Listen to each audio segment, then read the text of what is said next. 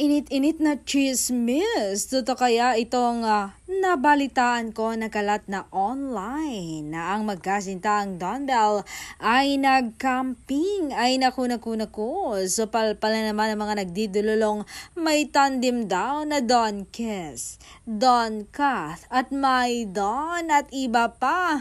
Donbell talagang totoo. Ito ang isang patunay.